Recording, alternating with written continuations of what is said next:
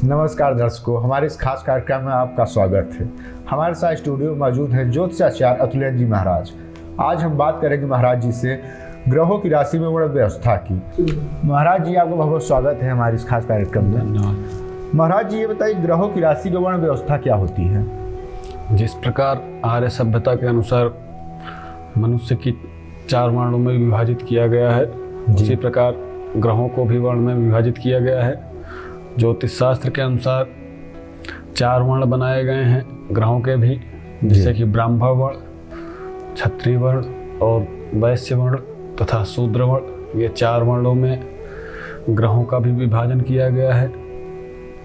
और कौन से ग्रह किस वर्ण में आते हैं, जैसा कि आप ब्राह्मण वर्ण में माने तो ब्राह्मण वर्ण में गुरु और शुक्र आते हैं। हाँ जी, कहाँ से अपना नाम बताएं? सर, हम प्रदुम्न यादव बोल रहे हैं। जी प्रदुम्न जी, बात करें पंडित जी से। हाँ जी प्रदुम्न जी, आप बताएं क्या जानकारी चाहते हैं। गुरु जी, हम यही चाहते हैं, मैं सजेस्ट कर रहा हूँ। हमारा जैसे पढ़ाई में नहीं लगता उसे। और डेट ऑफ बर्थ आपकी क्या है? डेट ऑफ बर्थ आपकी क्या है? जन्म तिथि आपकी क्या है, पता है? हाँ, बताइए, जन्म तारीख बताइए। 1/1/2001।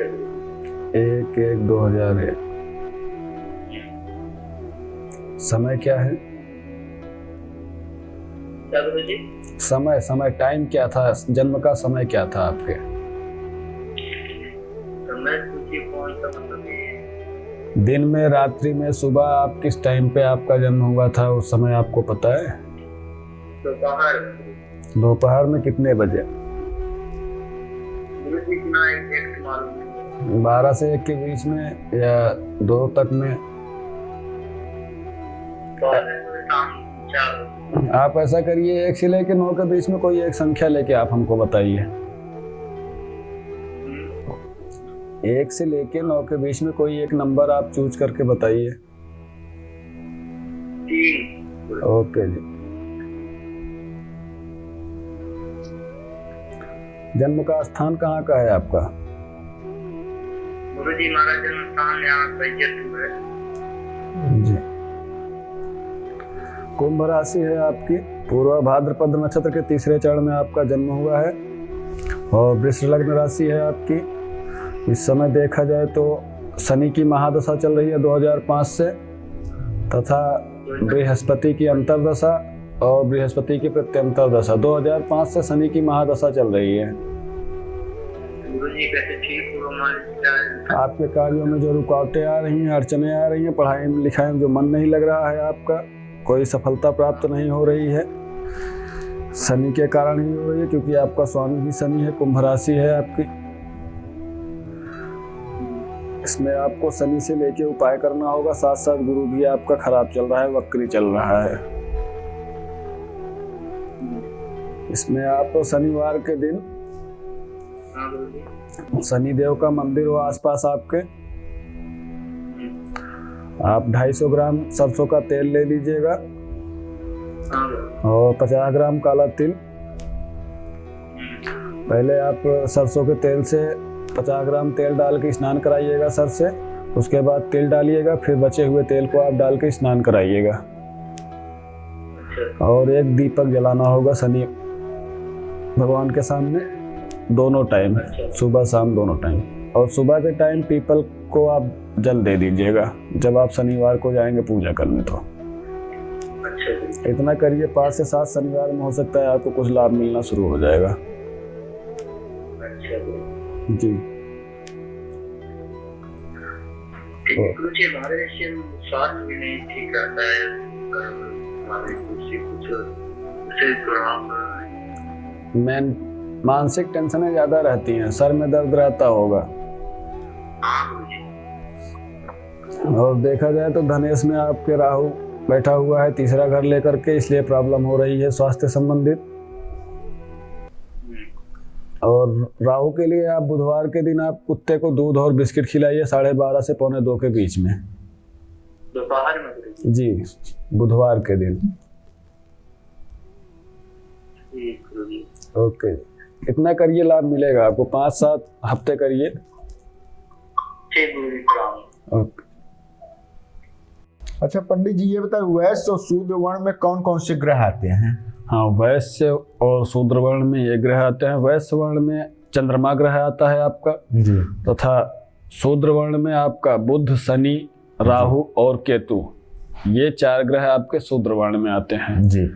जैसा कि ज्योतिष शास्त्र के अंतर्गत ग्रहों और राशियों और रत्नों को भी चतुर्वर्ग में विभाजित किया गया है, और ब्राह्मण, क्षत्रिय, वैश्य, शूद्र जिस प्रकार से आपका कार्य करते हैं जी। कि ब्राह्मण वर्ण का मानो किस स्टेटस पे होता है, वो गुरु का कार्य करता है, उसी प्रकार से ब्राह्मण वर्ण में गुरु आपका चला गया। जी। तथा क्षत्रिय वर्ण में जैसे कि हमें और आपको रक्षा करने के लिए होते हैं जी। क्षत्रिय वर्ण, तो वैसे रक्षक का कार्य जैसे सूर्य और मंगल कर रहा है आपका। और वैश्य वर्ण में चंद्रमा, जी। चंद्रमा मतलब सुख और शांति का कारक होता है। जी। वैश्य मतलब बनिया, बनिया भी आपके कहीं न कहीं सुख और शांति का कारक बनता है किसी न किसी एंगल से जोड़ा जाए तो। जी। और शूद्र वर्ण में आपके शनि, राहु, केतु और बुध, ये 4 ग्रह जो आते हैं बल और पराक्रम के कारक होते हैं। ये चारों ग्रह मतलब आपका बल, पौरुष का कार्य, जैसे कि प्रजातंत्र का मतलब व्यवस्था पहले चली आ रही है, और उसी के माध्यम से अभी भी चल रहा है।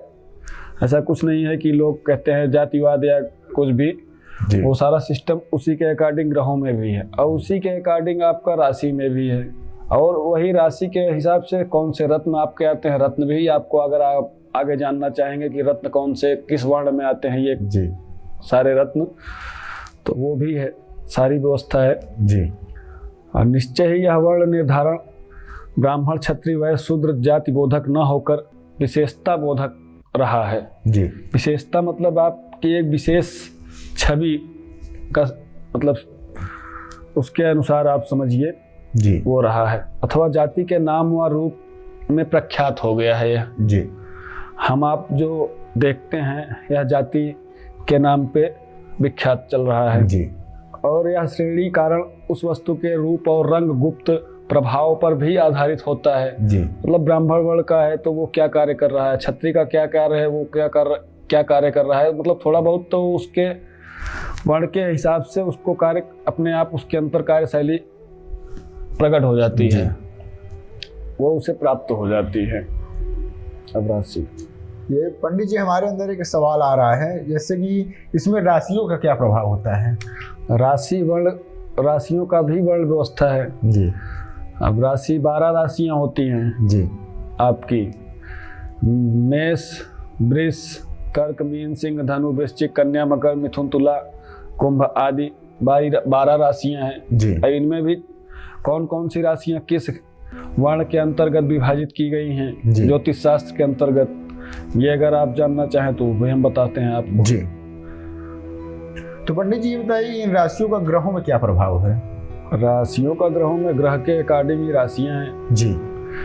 ग्रह ही राशियों के स्वामी होते हैं जी। अब कौन सा ग्रह आ रहा है लग्नेश में उसके अनुसार ही राशि विद्यमान होगी और कौन सा जन्म राशि उसका बन रहा है, लेकिन चंद्रमा ग्रह है जी, वो जब चंद्रमा के साथ कौन सा घर लेके बैठ रहा है, जैसे कि 5वां घर लेके बैठ रहा है तो सिंह राशि हो जाएगी जी। 5वें घर में अगर चंद्रमा बैठ रहा है, या 12 घर होते हैं, 12 घर के अनुसार ही चंद्रमा जिस घर में बैठता है या जिस घर को लेके बैठता है उसी के अनुसार 12 राशियां आपकी कार्य करती हैं, 12 राशियां आपके प्रभाव डालती हैं जी। ऐसा हमको पंडित जी देखिए जैसे अपने आसपास देखा जाता है कि हमारा ग्रह खराब है, तो वो ग्रहों को शांत करने के लिए राशियों का क्या प्रभाव होता है? राशि तो ग्रहों को शांत करने के लिए राशि का कोई मतलब उसमें वो नहीं है, हस्तक्षेप नहीं है। राशि तो मतलब ये है कि मतलब इस ग्रह के अनुसार इसकी ये राशि प्राप्त हुई है जी, या सूर्य राशि कौन सी है, लग्न राशि, चंद्र राशि कौन सी है, तो वो देखा जाता है। अब राशि के अनुसार आपका कौन सा ग्रह पीड़ित है जी, चंद्रमा के ऊपर जो पड़ना चाहिए किसी की दृष्टि, अब आपके जन्म या जन्मेश वाले घर में जिसमें चंद्रमा विद्यमान है उस पर कौन सी ग्रह की दृष्टि पड़ रही है या किस प्रकार से पड़ रही है, वो उस हिसाब से फलदायी होते हैं जी। उसी के अनुसार प्रभाव डालते हैं जी। तो जैसे कि ब्राह्मण वर्ण की अगर राशियां आप जानना चाहते हैं तो ब्राह्मण वर्ण में कर्क, मीन और वृष राशि आती हैं। ये 3 राशियां आपकी ब्राह्मण वर्ण में आती हैं। और क्षत्रिय वर्ण में आपका मेष, सिंह और कुंभ, धनु आता है जी। और वैश्य वर्ण में आपका वृश्चिक, कन्या, मकर आता है जी। तथा शूद्र वर्ण में आपका मिथुन, तुला और कुंभ राशि आती है जी। अब इन राशि के अनुसार ये भी 4 भाग में विभाजित हो गए हैं जी। तो ऐसा नहीं है कि कुंभ राशि का जातक जो है वो शूद्र हो जाएगा। जैसे कि शूद्र वर्ण में आ रहा है मिथुन, तुला और कुंभ आपका, तो ऐसा नहीं है वो ब्राह्मण वर्ण में अगर जन्म लिया है तो उसकी राशि कुंभ है तो वो शूद्र हो जाएगा जी। लेकिन शूद्रता का प्रभाव थोड़ा बहुत जरूर रहेगा जी। ब्राह्मण वर्ण की राशियां जो कर्क, मीन और वृष है इसके अनुसार ही वो कार्य करेंगे जी। अब ये ब्राह्मण वर्ण वाली राशियां शूद्र वर्ण वाले के पास भी पहुंच जाती है। देखते हैं आप इस जाति का व्यक्ति कितना आगे बढ़ गया। हाँ ये तो है। हाँ। और इस जाति वाला एकदम नीचे रह गया, मतलब उच्च में रहने के बाद नीचे पहुंच जाता है, नीचे वाला ऊपर पहुंच जाता है। कुछ तो कहीं ना कहीं प्रभाव और अपना सिस्टम तो व्यक्त करते ही हैं किसी भी अनुसार, कैसे भी करके। अब जो सिस्टम जो बना हुआ है वो तो रहेगा ही रहेगा। अच्छा पंडित जी बताइए, अपने प्रभाव को बढ़ाने के लिए राशियों का क्या योगदान होता है? अब राशि के अनुसार आपका कौन सा ग्रह पीड़ित है, उस ग्रह के प्रभाव को आप जैसे पीड़ित है तो उसके प्रभाव को कम करना चाहते हैं या उससे फलदायी प्रभाव आप प्रकट करना चाहते हैं, तो रत्नों के अनुसार भी प्रभाव को कम या ज़्यादा किया जा सकता है। अब जिस ग्रह से पीड़ित व्यक्ति है, जो कौन सा ग्रह उसका खराब है, उसे कौन सा रत्न चाहिए, उसके अनुसार होता है। 9 ग्रह होते हैं, 9 रत्न होते हैं। जी। अगर हमारे दर्शक को अगर रत्न की आवश्यकता है तो आपके माध्यम से मिल सकता है? बिल्कुल मिल सकता है आपको। आप मतलब आपका कौन सा ग्रह खराब है, आपकी पत्रिका देखी जाएगी, जन्म कुंडली देखी जाएगी, उसके अनुसार आपका कौन सा रत्न पहनना चाहिए, किस समय पहनना चाहिए, सारा विधि विधान आपको बताया जाएगा। जी। ऐसी कोई दिक्कत नहीं है। जी। अब जैसे आपका सूर्य ग्रह अगर पीड़ित है तो उसके लिए माणिक्य रत्न की आवश्यकता आपको पड़ेगी। जी।